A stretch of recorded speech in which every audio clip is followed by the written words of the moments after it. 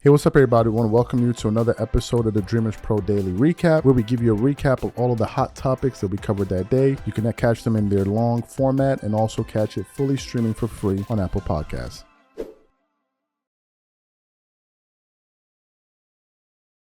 The Los Angeles Lakers right now are currently the number 6 seed in the Western Conference, and they just came off a pretty gruesome loss to the Dallas Mavericks by 21 points without their two best players in Luka Doncic and Kyrie Irving. Also, before I shouldn't even said this, our thoughts and prayers go out to everyone there that may have been affected by the wildfires that are taking place in California and LA. It's I've never seen anything like that. So our thoughts and prayers out to all of you out there. Hope you guys are safe. I'm sure it's not an easy situation to go through, but hopefully God is with all of you guys there. So just be safe, and our thoughts and prayers are with you guys. Anyway. So let's get back to the show here. So the Lakers are currently in the 6th seed, and incidentally, the Lakers didn't even play. The NBA had to postpone the game against the Hornets. They had to postpone that game because of this natural disaster that's taking place in LA there. So with that being said, as you guys know, there was this back and forth that took place between Charles Barkley and JJ Redick. It really wasn't a back and forth. It was Charles Barkley pretty much putting his goon down on JJ Redick, and JJ Redick basically saying he had no thoughts about it, which was a damn lie. Of course he had thoughts about it. So everyone weighed in on it, and then Stephen A. Smith himself decided to jump into the fray. And yesterday he produced the show on his channel. They got about 160,000 views now in less than a day, where he was kind of reacting to the back and forth between Charles Barkley and JJ Redick. So as I clicked on his show to hear what he had to say, he surprisingly went in a different angle. Instead of kind of addressing that situation head on, he started to say that even though JJ Redick is not perfect, the person he blames the most, the number one reason for the issues that the Lakers have been having over the years is LeBron James. And he basically began to break down how LeBron is the one that essentially put JJ in this position and is the one that we really should be paying attention to when we look at all of the shortcomings of the Los Angeles Lakers. So what I want to do now is going to play exactly what Stephen A. Smith had to say about this issue, and then we're going to come back and really get into the meat and potatoes of today's show. Take a listen to what Stephen A. Smith had to say here. They're 20-16. They're top 6 seed in the Western Conference, okay? And I think that the things that are happening with the Los Angeles Lakers are not of his doing. I think if he had better talent, he'd do better. The issue with that is one could say the same thing about Frank Vogel. One could say the same thing certainly about Darvin Ham. Darvin Ham, as he articulated just a couple of weeks ago, came near his first year. He got him to the Western Conference Finals. After that, despite a bevy of injuries and other issues, they won the in-season tournament. They got to play in, went through the play-in, got to the playoffs, and the only reason they got bounced out in 5 games and went home was because they were playing against the reigning NBA champions at the time, the Denver Nuggets, who had swept them in the Western Conference Finals the year before and took them out in 5 this go round. So when you're looking at Darvin Ham and the job that he did, you could easily ask, why is he gone? Now, JJ Redick, what he has to own up to, and I don't fault him for this at all. This is all on LeBron James. This part that I'm about to mention is all on LeBron James. How the hell you going to have a podcast about basketball and the nuances and the expertise and the intricacies of basketball with JJ Redick, who you knew was aspiring to be a head coach, and you knew you wanted your coach Darvin Ham out? How you going to do that and think that ain't going to look cool? Yeah, come on now. I mean, LeBron James, that's the classic case of spitting in somebody's face and saying it's raining. It's the classic case of somebody passing gas religiously, farting in your damn face and calling it perfume. That's what LeBron James did. Let's stop that. But that's not J.J. Redick's fault. J.J. Redick was an aspiring coach. Only experience he had was coaching his son in, Little League basketball. And he became the head coach of the Los Angeles Lakers. And let me state for the record, not to throw any shade on anybody, I'm just telling you my personal belief, no inside information or anything like that, but if something walks like a duck and quacks like a duck, I'm not going to call it a mongoose. When you offered Danny Hurley, I thought you wanted Danny Hurley as an organization until you offered him $11 million a year. He was a 2-time national champion, considered universally as arguably the greatest coach in college basketball at this particular moment in time since Mike Krzyzewski has stepped away from the game. Danny Hurley is that dude at UConn. And after all that success, you offer him $11 million when Eric Spoelstra, Greg Popovich, Steve Kerr, now Ty Lue, and others were all getting paid over $14, $15 million a year. Come on now. You wanted Danny Hurley that badly. You come up with more money than 11, but they didn't do that. And so because they didn't do that, the belief was you really didn't want him. You just used him as cover to get the guy who you really wanted, which was J.J. Redick, but you wanted to gloss over that because you didn't want LeBron James and the Lakers organization to look what's so bad for wanting J.J. Redick all along after LeBron James had made it so obvious that he was looking for a new coach other than Darvin Ham. That is the belief. Period. There's no way around that. So you heard what Stephen A. Smith had to say. I was a bit surprised to hear what he had to say. And I agree with him, but I still don't think we should take the focus off of J.J. Redick. Because even though LeBron may be the ultimately the biggest culprit in all of this, it doesn't it doesn't eliminate the fact that J.J. Redick is still at the helm of the situation. It doesn't omit him from the situation.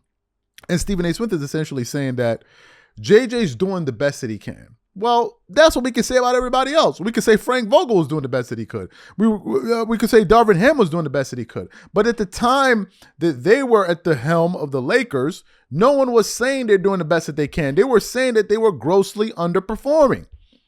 And given the fact that J.J. Redick and Frank Vogel seem to have a similar, not Frank and Darvin Ham seem to have a similar record up until this point in the season, I don't know why we should give J.J. Redick that benefit of the doubt or give him that excuse, especially when we didn't give Darvin Ham that. All people like myself out here are looking for is just to address both situations with the same amount of passion and fervor across the board, right? And I don't think J.J. Redick should be getting a pass. I don't think he should. Is he having a tough go at it? So did Darvin Ham. Now, in terms of the LeBron James angle, well, that's the elephant in the room that nobody in media really wants to touch, right? And for Stephen A. Smith to bring it up now, it's like, bro, you could have brought this up then. You could have brought this up then. Is what he's saying true about LeBron? Yes, it is true, but it seems like this kind of last minute, like, well, you know, JJ's doing the best that he can, but let's look in the direction of LeBron when we could have been doing that all along. That's really where I stand on this issue. It just seems to me that he's trying to cover for him. Right? Like, oh, it's not his fault. It's not his fault. No, some of these things that happen is his fault because he's the coach. All right? Some of these things that happen is his fault because he's the coach. That is a fact. All right? That is a fact of it. And I don't think J.J. Redick should be exempt from any kind of blame, regardless of the fact that LeBron James has had his hands all over the situation. I still think he deserves to be blamed for the issues that the Lakers have, the same way all those other coaches got blamed. So today we got a pretty interesting show, right? Because we're going to be talking a little bit about Stephon Marbury. Now, if you know anything about Stephon Marbury, him and LeBron James seem to be going through a little beef right now, right? And this beef really came to a head at the last Olympics. If you guys don't remember, I'm sure some of you do. I think at the end of the game that USA won in the gold medal round, LeBron came over to the sideline to, I guess, greet his friends or whatever it is. Carmelo Anthony was one of them, and so was Stephon Marbury. And when Stephon Marbury tried to reach out to dap LeBron, LeBron James seemingly ignored him, right? And then Stephon Marbury went out there and said what he had to say about it, that, you know, you're not on Jordan's level. But he also admitted, like, yo, I'm not feeling son and his beef or whatever it is, right? So today as we're kind of looking for topics, and to be honest with you guys, there wasn't that much to talk about. Mitch sends over a topic from a website called BolaVip.com with the following headline saying, former Knicks star Stephon Marbury names the 3 greatest NBA players of all time. And I'm like, interesting. So I then began to read through the article to listen to the top 3 players in the order in which he has them. And to my surprise, he has LeBron James in his top 3, even after all of the nonsense that has gone on between them. Okay, so let's get through this article here. It continues on. It says, the ongoing debate over the NBA's greatest all-time of all time GOAT continues to stir passionate opinions across generations of fans. If votes were tallied, the results would likely span a wide spectrum. Over the years, the decision has evolved as new stars emerge and challenge the established hierarchy. However, Former Knicks guard Stephon Marbury has already made his choice. Two names consistently dominate the GOAT conversation: Michael Jordan and LeBron James. Jordan's career is universally lauded for its excellence and his indelible impact on the Chicago Bulls, earning him unmatched recognition amongst fans. Meanwhile, LeBron, at 40 years old, has shattered countless records and has repeatedly delivered in clutch moments, further cementing his legacy. Yet Marbury also brings another name into the discussion: Kobe Bryant. The Lakers legend left an enduring legacy, not only as a phenomenal player, but also an inspiration for many current stars. Kobe was a carbon copy of Michael Jordan. And at a time, he showed flashes of being even better, like when he scored 81 points in a game, Marbury said. Jordan never did that. We've never seen anything like that. When you witness that level of greatness as an NBA player, you realize it's an extraordinary realm few can approach. Despite his admiration for Bryant and James, Marbury firmly believes Michael Jordan is the greatest player of all time. My top three are Jordan first, Kobe second, then LeBron, Marbury stated. His ranking reflects his unwavering respect for Jordan's dominance, even though he acknowledges the brilliance of Kobe and LeBron. Marbury's favorite player of all time. While reflecting on the NBA's all-time three greats and their impact on the game, Marbury shared his admiration for Magic Johnson as an unexpected yet passionate endorsement. When asked about his favorite player of all time, Marbury answered without hesitation, declaring Johnson as his top choice. Magic Johnson is my favorite of all time. By far, it will never change. To me, Magic Johnson is the best basketball player to ever play as a guard. The former NBA star added that watching Johnson play was one of the most inspiring experiences of his childhood. And then the article then goes on to say a few other things there. What are my thoughts about this? Well, it shows me that even though Marbury is not a fan of LeBron, at least based on some of the things he said as of late, he's still willing to give him his respect and be fair to him and say, look, this guy's in my top three. All right. Now, let's address his list for a second. Michael Jordan, there's no controversy there. The controversy then comes in when people say, well, Kobe is number two all time, or Kobe's over LeBron James, right? I think there are two things at play here. No one will be surprised when certain NBA players have Kobe Bryant that high. Nobody, because these are his peers. They play the sport and they understand it. Nobody will be surprised when some NBA fans say that. The issue then is what the media says, all right? And the media has been able to influence a good amount of NBA fans, and that's where the argument arises. But it's not really a big argument between players. Even Gilbert Arenas, who has his top three is Michael Jordan, LeBron, and Kobe, he still has Kobe in his top three. They're just arguing a matter of order. But if you listen to the media, they'll have Kobe at 8 or 7 or 9 or whatever the hell they have him, right? And I think that's really where the conversation starts, because those are the guys that inform a lot of the opinions that NBA fans have. To me, Kobe Bryant is in my top three. Now, I have a slightly different top three than Stephon Marbury. I have Michael Jordan at number one. I have Kareem Abdul-Jabbar at number two, and I have Kobe at number three. If you scrutinize Kareem's resume, one could make an argument that Kareem Abdul-Jabbar is the most successful basketball player ever, starting in high school all the way up into the pros. You could make an argument for that. Jordan has 6 NBA championships. Kareem has 6 championships. Jordan has MVPs. So does he. Jordan made multiple All-NBA teams. So did he. So Kareem Abdul-Jabbar has an absolutely incredible resume. And in terms of overall accomplishments, I would have to rank him ahead of Kobe. Out of that, I just think it would be unfair for me to look at every single thing that Kareem Abdul-Jabbar did and just put him ahead of Kobe. Even though as a basketball player, I may feel Kobe's a better basketball player. But in terms of a basketball player and his accomplishments, I don't see how you could overlook the captain. I just don't see how you could do it. But that's just my rationale behind it. Other people will have a different list. Some people will have Russell at the top. Who knows, right? But for Stephon Marbury, to say what he has said about LeBron James as of recent, but to still have him in the top three is pretty admirable. Now, what I have to say to some LeBron fans who like to kiss the booty of these guys in media, you keep hearing over and over, These Kobe top 3, Kobe top 3, Kobe. At a certain point, you got to ask yourself, what are they seeing that we're not seeing? Like, how much honey do we have poured all over our eyelashes for us to not see this thing? They're not just saying this thing for nothing. So maybe you guys may want to rethink some of your positions on some of you who think Kobe's on the top 5 or maybe in the bottom 5 of the top 10 players of all time. This was a video that was actually recommended to me by Clasher Sports, right?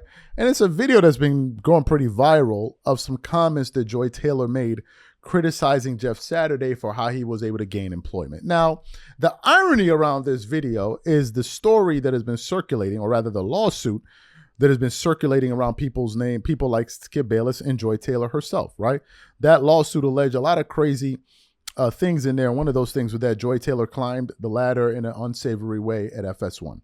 Right? Essentially, that's what that said. And the lawsuit alleged that she had no real experience to have the position that she had. That's what her former friend, female friend and colleague, said about her. That's not what the internet's saying. That's what she said that a lot of people are reacting to, right? And some people are getting it confused. Oh, men are saying this about women. No. We are reacting to what was said in the document.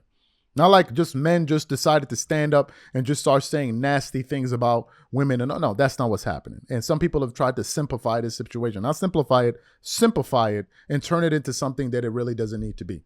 Oh, you're saying this and you're saying that. But had this been a man in the same position, you would not find these guys. You would not find these guys anywhere. Hell, they would be even throwing fire on top of it. Look at the situation with Ime Udoka and the Boston Celtics. The moment the news broke, there were some men even arguing with us on our channel talking about when you're a person in position, a power position. I'm like, how do you know Ime Udoka's in a power position when we don't know who the victim or who the person he had the affair with, the workplace, whatever it is, was? How do you figure that? But they automatically jumped to the assumption that a man did something wrong. And men were up there simping. Best believe me, there are a lot of simps that plague the world these days. They are just ready to sit up there and put on a simp show and hoping that one of these girls is going to choose them. And they're not going to choose you with all that simping. That's the irony of it. Girls ain't looking for these simps. You be thinking they looking for you. They not looking for you. They're looking for men that have the courage and conviction to actually have an opinion. And what kind of man are you that wants a woman that only likes you because you give her fake opinions and just kiss her behind and tell her what she wants to hear? It's better that a woman respects you for having your own point of view and standing on something you believe. At least she may not like everything that you say, but at least she knows, hey, when this guy says this, he means this. This is what he believes. He's not afraid to say what he thinks. Not some dude that is sit up here and agree with every single thing that you're a pushover. They'll walk all over you, but you think you're doing something positive. Hey, look at me. I'm here to agree with you. Go sit that down. Right? Go sit that down. That's why we got pissed off at Stephen A. Smith yesterday trying to come save Joy Taylor, talking about you don't like the thing that people are saying. You don't like the thing that the women are saying about her. They're reacting to what was said in the lawsuit, but here you come.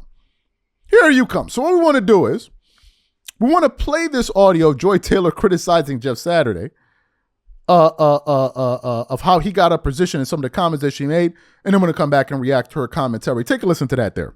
Whether Jeff Saturday is successful or not does not diminish the fact that the way he got this job was ridiculous and embarrassing and disrespectful to everyone else in the organization. Everyone doesn't feel great about this hire in the organization. What it says to everyone, around the NFL, by the way, not just in-house, is that your hard work doesn't matter. What you put in doesn't matter. You could show up every day. You could get here early. You could leave late. You could put in years, blood, sweat, and tears. And if I have a better relationship with this guy, he's going to get the job over you. Remember that. And believe me, that message is received when you do things like this. So it's not about if Jeff Saturday wins a game over the Raiders or not. It's about the message that you send about hard work and how it pays off in your organization. And good people that have options don't go to organizations like that because they want to know they have upward mobility. They want to know that their hard work is going to be rewarded and respected. And what the Colts did, said, hard work doesn't matter, honey. Relationships do. Sorry about it. And everyone's doubling down on it now. And remember, since we're doing receipts, I'm going to keep those too. Because if you don't have to have requirements, if you don't have to have a resume to get a job, Keep that same energy the next time a black coach is up for a job. I don't want to hear a word about what experience he has. What does he call in plays? Jeff Saturday sure wasn't calling no plays. He made that very clear. I am delegating all responsibility except for cheers and motivational speeches to everyone on this staff. So keep that same energy about calling plays. And here's my favorite part about this while I'm ranting. Keeping receipts. The next time a woman's up for a job, I don't want to hear about the experience that she needs to have it.